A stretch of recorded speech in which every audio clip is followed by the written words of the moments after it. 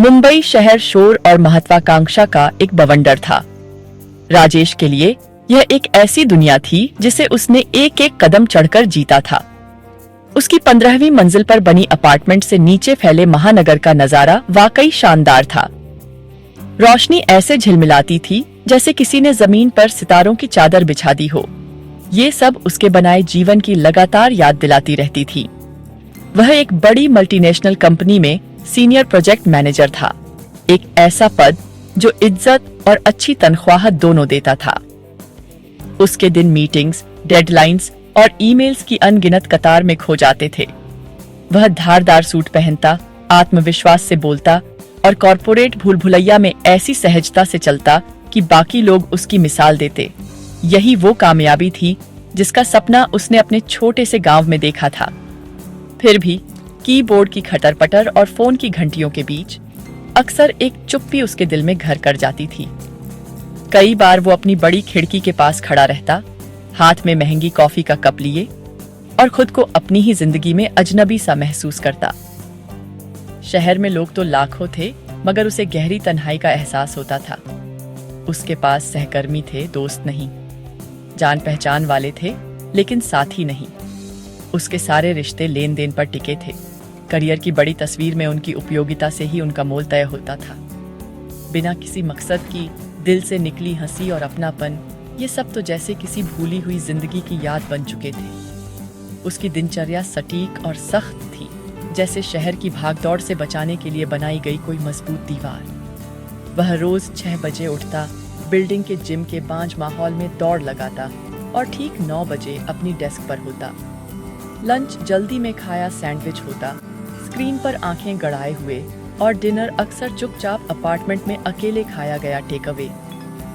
उसके पास पैसे से मिलने वाली हर चीज थी, आरामदायक घर, लेटेस्ट गैजेट्स और ब्रांडेड कपड़ों की अलमारी।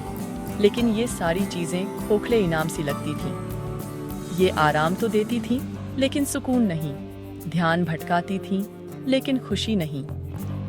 उसकी जिंदगी कागज पर तो बहुत शानदार थी, मगर उसमें वो सच्चा, दिल से जुड़ा अपनापन नहीं था जिसकी उसे चुपचाप तलाश थी। शहर की रोशनी, जो कभी सुनहरे भविष्य का वादा लगती थी, अब सोने की चमकदार सलाखों जैसी महसूस होती थी। वे उसकी कामयाबी को तो उजागर करती थीं, लेकिन उसकी तन्हाई को भी। उसे अपनी माँ के वो शब्द याद आए जो गांव छोड़ते वक्त उन्होंने कहे थे, बेटा, कभी मत भूलना कि तुम कौन हो और कहां से आए हो।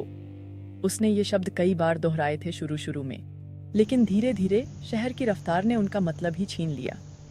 वह कामयाबी की दौड़ में इतना खो गया था कि परिवार, समाज और घर के बीच मिलने वाली सच्ची खुशी लगभग भूल ही गया। ये सुनहरी सलाखें खूबसूरत थीं, लेकिन सलाखें थीं, इसमें कोई शक नहीं। एक मंगलवार की शाम, जब राजेश अगले दिन की प्रेजेंटेशन तैयार कर रहा था, उसका फोन बजा। कॉल उसके पापा की थी। ये अजीब था। उसके पापा, जो कम बोलते थे, आमतौर पर कॉल नहीं करते, बल्कि उनकी साप्ताहिक बातचीत में उसकी माँ ही ज्यादातर बातें करती थीं। राजेश के पेट में अजीब सी घबराहट समा गई जब उसने कॉल उठाई। हेलो बापूजी, उसने कहा। उसकी आवाज में छुपी चिंता साफ झलक रही थी। कनेक्शन कमजोर था और लाइन की धीमी सी चरमराहट उसे एक पल में उसके एयर कंडीशन अपार्टमेंट से दूर गांव के सादे घर में ले गई। उसके पापा की आवाज जब आई तो भारी और थकी हुई थी। राजेश बेटा, ये तुम्हारी माँ है। एक लंबा सन्नाटा छा गया और उस खामोशी में राजेश का दिल जोर जोर से धड़कने लगा। उसने मन ही मन सैकड़ों डरावने ख्याल सोच लिए। क्या हुआ बापूजी, माँ ठीक तो है? उसने पूछा। उसकी अपनी आवाज भी थोड़ी कांप रही थी। उसके पापा ने बताया कि माँ कुछ दिनों से बीमार हैं। उन्हें तेज बुखार है जो उतर ही नहीं रहा और वो बहुत कमजोर हो गई हैं। गांव के डॉक्टर ने दवा दी, मगर कोई असर नहीं। माँ बार बार उसे याद कर रही है, नींद में भी उसका नाम ले रही है। ये शब्द राजेश को जैसे चुभ गए। प्रेजेंटेशन, डेडलाइंस, उसकी पूरी कॉर्पोरेट दुनिया, ये सब अचानक बेमानी लगने लगे। उसकी आंखों के सामने बस माँ का चेहरा था, उनकी प्यारी आंखें, उनका कोमल मुस्कान। उसे याद आया कैसे वो हर शाम स्कूल से लौटते वक्त दरवाजे पर उसका इंतजार करती थी। उनका प्यार हमेशा उसके लिए एक सुकून देने वाली मौजूदगी था। माँ के बीमार होने और उसे अपने पास बुलाने की बात ने राजेश को गहरे अपराधबोध और बेचैनी से भर दिया। वो इतना व्यस्त कैसे हो गया कि उसे पता ही नहीं चला कि माँ बीमार हैं। साप्ताहिक कॉल्स अब उसे हकीकत के सामने बहुत फीकी लगने लगीं। बिना एक पल गंवाए राजेश ने फैसला कर लिया, बापूजी, चिंता मत कीजिए, मैं घर आ रहा हूँ। उसने दृढ़ और साफ आवाज में कहा, मैं कल सुबह की पहली ट्रेन पकड़ लूंगा। उसे फोन के दूसरी तरफ पापा की राहत भरी सांस सुनाई दी। बातचीत छोटी थी, लेकिन उसने राजेश की आने वाली जिंदगी की दिशा बदल दी थी। उसने लैपटॉप बंद कर दिया, अधूरी प्रेजेंटेशन को भुला दिया। खिड़की के बाहर शहर की चमचमाती रोशनियां अब उसे कोई आकर्षण नहीं देती थीं। अब उसकी पूरी सोच सिर्फ घर लौटने पर थी, उस शख्स के पास जो उसकी दुनिया में सबसे ज्यादा मायने रखती थी, उसकी माँ। अगली सुबह सूरज निकलने से पहले ही राजेश स्टेशन पर था। प्लेटफॉर्म पर शोर, गंध और भीड़ का एक अनोखा मेल था, जो मुंबई की सधी हुई जिंदगी से एकदम अलग था। लेकिन आज उसे ये हलचल सच्ची और जिंदा महसूस हो रही थी। जैसे ही उसने खिड़की वाली सीट ली, उसे लगा जैसे किसी भारी बोझ से छुटकारा मिल गया हो। ट्रेन धीरे धीरे आगे बढ़ी, फिर रफ्तार पकड़ ली और शहर की कंक्रीट की दुनिया पीछे छूटने लगी। उसने देखा कि ऊंची ऊंची इमारतों की जगह छोटे छोटे घर और फिर खुले खेत आ गए। नजारे बदल रहे थे और उसके मन की हालत भी। ट्रेन की पटरी पर चलने की लयबद्ध आवाज किसी लोरी सी लग रही थी, जो उसे अतीत में ले जा रही थी। वो खिड़की से बाहर देख रहा था, लेकिन उसके सामने सिर्फ बदलते नजारे नहीं थे, बल्कि यादें थीं। उसे अपना बचपन याद आया, वो छोटा लड़का जो हरे भरे धान के खेतों में नंगे पांव दौड़ता था। उसकी हंसी हवा में गूंजती थी। उसे आम के पेड़ पर चढ़ना, दोस्तों के साथ कच्चे आम इकट्ठे करना याद आया। उसे वो मीठा खट्टा स्वाद और गालों पर बहता चिपचिपा रस जैसे अब भी महसूस हो रहा था। ये ट्रेन यात्रा सिर्फ एक जगह से दूसरी जगह का सफर नहीं थी, बल्कि उसके अपने अतीत में लौटने का सफर था। उस बच्चे को फिर से खोजने का सफर जो वो कभी था। उसे अपने बचपन के वे बेफिक्र दिन याद आए। उसे अपनी दादी की कहानियां याद आईं, जो वो तारों भरी रात में सुनाती थीं। बहादुर राजाओं और चालाक लोमड़ियों की कहानियां। उसे त्योहार याद आए जब पूरा गांव एक परिवार जैसा हो जाता था। खाना, हंसी और खुशी सब मिलकर बांटते थे। ये यादें जैसे उसके भीतर छुपा खजाना थीं, जो उसकी महत्वाकांक्षाओं और जिम्मेदारियों के बोझ तले दब गई थीं। अब जब ट्रेन गांव की ओर बढ़ रही थी, ये यादें फिर से जाग उठी थीं और उसे वो गर्माहट दे रही थीं जो शहर की कोई भी सफलता नहीं दे सकती थी। उसे एहसास हुआ कि उसे उस जिंदगी की, उस अपनापन और जुड़ाव की कितनी कमी थी। जैसे जैसे ट्रेन मंजिल के करीब पहुंची, नज़ारे और भी जाने पहचाने हो गए। उसे गांव के बाहर का पुराना बरगद का पेड़ दिखा, जिसकी जटाएं किसी बूढ़े आदमी की लंबी दाढ़ी जैसी लटक रही थीं। उसे वही नदी दिखी जिसमें उसने तैरना सीखा था। दोपहर की धूप में उसका पानी चमक रहा था। एक भावनाओं की लहर उस पर छा गई। वो आखिरकार घर पहुंच गया था। जब ट्रेन छोटे प्यारे स्टेशन पर रुकी, तो उसने जल्दी से अपना बैग उठाया और प्लेटफॉर्म पर उतर गया। यहाँ की हवा अलग थी, साफ, ताजा और मिट्टी की खुशबू से भरी हुई। उसने गहरी सांस ली और वर्षों बाद पहली बार उसे महसूस हुआ कि वह सच में अपने घर लौट आया है। जब राजेश स्टेशन से बाहर निकला, तो उसने देखा कि उसके पापा एक बड़े इमली के पेड़ की छांव में उसका इंतजार कर रहे थे। पापा पहले से ज्यादा बूढ़े लग रहे थे, चेहरे पर चिंता की लकीरें थीं, मगर बेटे को देखकर उनकी आंखों में राहत की चमक आ गई। उन्होंने ज्यादा कुछ नहीं कहा। एक सादा, मजबूत आलिंगन में वो सब कुछ था जो शब्द नहीं कह सकते थे। उसी गले में राजेश ने अपने पिता का बिना शर्त प्यार और ताकत महसूस की। उसे घर की सुरक्षा का एहसास हुआ। दोनों साथ साथ घर की ओर चल पड़े। उनके बीच की चुप्पी बहुत सुकून भरी और गहरी समझ से भरी थी। धूल भरी पगडंडी, जाने पहचाने घर और गांव वालों की जिज्ञासु निगाहें, सबने उसे फिर से अपनाया। जब वे घर के दरवाजे पर पहुंचे, तो राजेश का दिल तेजी से धड़क रहा था। उसने अंदर कदम रखा और देखा कि उसकी माँ आंगन में खाट पर लेटी हैं। वो कमजोर और पीली लग रही थीं, मगर उनकी थकी आंखों में बेटे के लिए ढेर सारा प्यार था। राजेश, बेटा तू आ गया, उन्होंने धीमे लेकिन साफ स्वर में कहा। वह झटपट उनके पास गया, घुटनों के बल बैठकर उनका हाथ पकड़ लिया। उनका हाथ पतला और गर्म था। वो अपनी आंखों के आंसू रोक नहीं सका। माँ, अब मैं यहाँ हूँ, आपको अब किसी बात की चिंता करने की जरूरत नहीं, उसने भावुक होकर कहा। उसे इस बात का अफसोस हुआ कि वह पहले क्यों नहीं आया। माँ ने प्यार से उसके बाल सहलाए जैसे वो बचपन में करती थी। मुझे पता था तू जरूर आएगा, उन्होंने हल्की सी मुस्कान के साथ कहा। तुझे देखना ही मेरी सबसे बड़ी दवा है। उसी पल राजेश को माँ के प्यार की गहराई का एहसास हुआ। एक ऐसा प्यार जिसे सिर्फ अपने बच्चे की खुशी और मौजूदगी चाहिए होती है। उसने आंगन में चारों ओर देखा। कोने में तुलसी का पौधा, दीवारों पर हाथ से बनी सजावट, सब कुछ वैसा ही था जैसा उसने छोड़ा था। प्यार और देखभाल से भरा एक हमेशा रहने वाला आशियाना। यही उसका घर था, जहां वह प्रोजेक्ट मैनेजर नहीं, सिर्फ एक बेटा था। उसने माँ के पास घंटों बैठकर बातें की, सुना और सुनाया। उसने उन्हें अपनी शहर की जिंदगी के बारे में बताया, मगर अपनी तन्हाई की बातें छुपा ली। माँ ने गांव के बारे में बताया, पड़ोसियों के बारे में और उस नई बचिया के बारे में जो हाल ही में उनके तबेले में पैदा हुई थी। बातचीत बहुत साधारण थी, मगर उसमें इतना अपनापन था जो किसी भी बिजनेस मीटिंग में नहीं मिल सकता। ये दिलों का फिर से जुड़ना था, एक ऐसा रिश्ता जिसे दूरी कभी कमजोर नहीं कर सकती। जैसे जैसे सूरज ढला और आंगन में सुनहरी रोशनी फैल गई, राजेश को वो सुकून मिला जिसकी उसे बरसों से तलाश थी। वह घर लौट आया था और अब सिर्फ यही मायने रखता था। अगले कुछ दिन एक हल्की सी लय में बीते, देखभाल और फिर से खुशियों की खोज में। राजेश की जिंदगी गांव की रफ्तार पर आ गई थी। अब उसे डेडलाइंस और टारगेट्स याद ही नहीं रहते थे। उसकी नई दिनचर्या अब उसकी माँ के इर्द गिर्द घूमती थी। वह सुबह जल्दी उठता, अलार्म की आवाज से नहीं, बल्कि चिड़ियों की चहचहाहट और दूर कहीं गायों की मुहब्बरी से। वह अपने पिता के साथ सुबह के कामों में हाथ बटाता, पशुओं को चारा देना, बाड़ा साफ करना।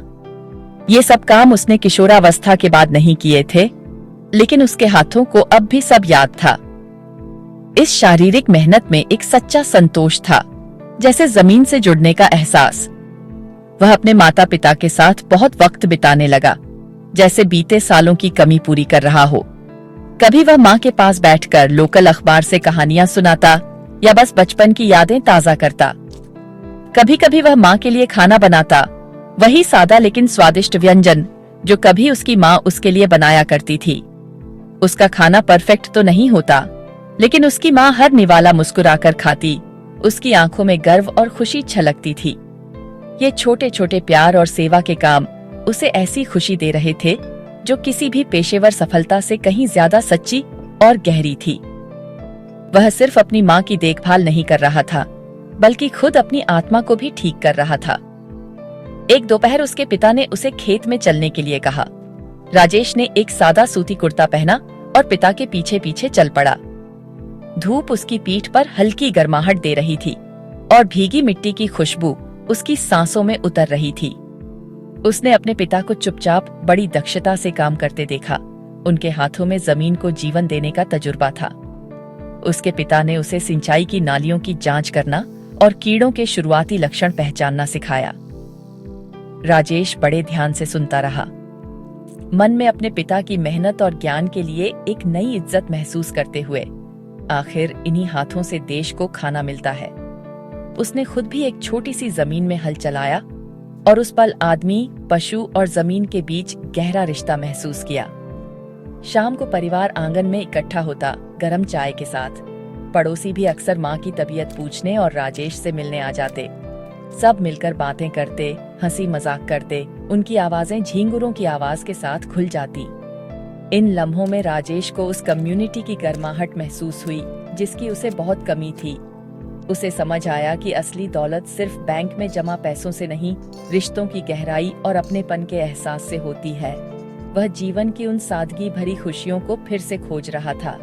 एक साथ खाया गया खाना, दिल से की गई बातचीत, तारों भरी शांत शाम। और ये सब उसे शहर की किसी भी उपलब्धि से कहीं ज्यादा संतुष्टि दे रही थीं।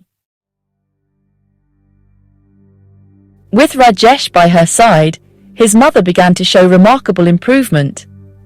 The doctor's medicines were certainly helping, but everyone in the family knew that the true remedy was the presence of her son. His love and care were a powerful tonic that no pharmacy could provide. Her fever subsided, and slowly her strength began to return. A healthy color returned to her cheeks, and the light in her eyes shone brighter each day. She started to sit up for longer periods, and soon she was able to take short walks in the courtyard, leaning on Rajesh's arm for support. Every small step of her recovery was a moment of celebration for the family. Rajesh felt an immense sense of fulfillment watching her get better. He saw firsthand how love could heal. He would make her fresh fruit juice every morning and sit with her while she drank it, telling her funny stories to make her laugh. Her laughter, weak at first but growing stronger each day, was the sweetest music to his ears. It was a sound that affirmed life and hope. He realized that his decision to come home was the best decision he had ever made.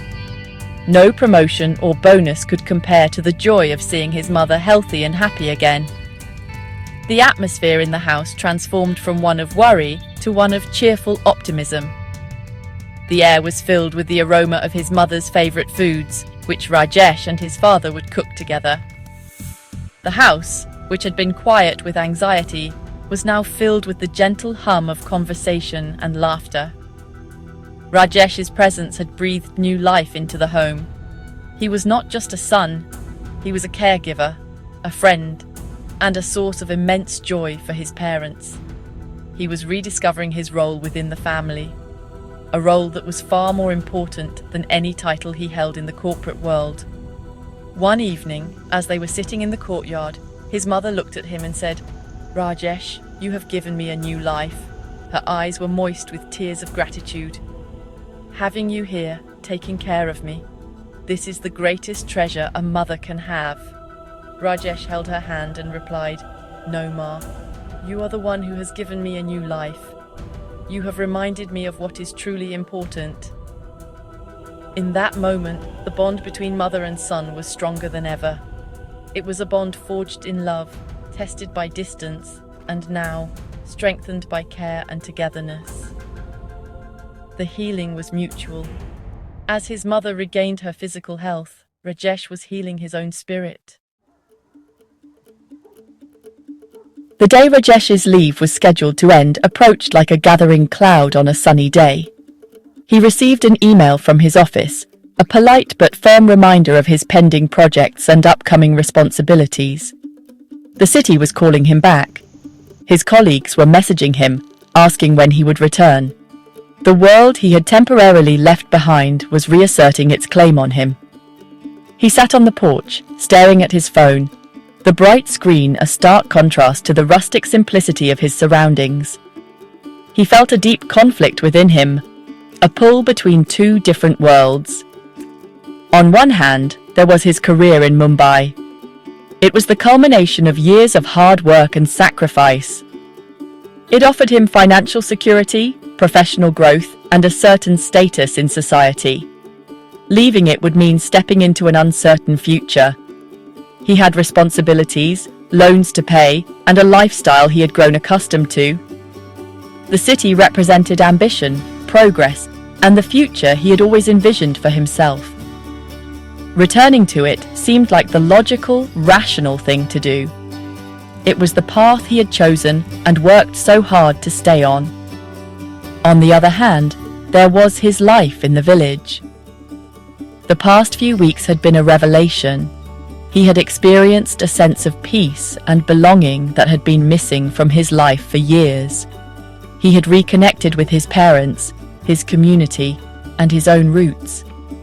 He had witnessed the healing power of love and the simple joy of being present for the people who mattered most. The thought of leaving his parents again, especially after his mother's illness, filled him with a deep sense of unease. He had seen the happiness his presence brought them, and he knew his absence would leave a void. He was standing at a crossroads, forced to choose between the success he had achieved and the happiness he had found. The choice was not easy. He spent long hours walking through the fields, thinking about his life. He weighed the pros and cons, the logic of his mind against the feelings of his heart. He looked at his parents, who were blissfully unaware of the storm raging inside him. He saw the contentment on their faces, a contentment that was deeply tied to his presence. He knew that whatever decision he made would not just affect him, but would also shape the future of his family. The evening before he was supposed to leave, Rajesh found his father sitting alone in the fields, watching the sunset. He walked up and sat down beside him on the earthen ridge. For a long time, neither of them spoke. They just watched as the sun painted the sky in brilliant hues of orange and red, casting long shadows across the land. The silence was not empty. It was filled with the weight of the decision that hung in the air. Finally, his father broke the silence, his gaze still fixed on the horizon. "The city has been good to you, son. You have made us very proud," he said, his voice soft and steady. Rajesh nodded, unable to find the right words. He felt a lump in his throat. He knew his father was giving him his blessing to return, to continue the life he had built. It was a father's selfless love, wanting the best for his child, even if it meant living with the pain of separation. "But," his father continued, turning to look at him, "we have been happier in these last few weeks than we have been in years. Your mother's laughter has returned to this house because of you. That is a greater success than any job can offer."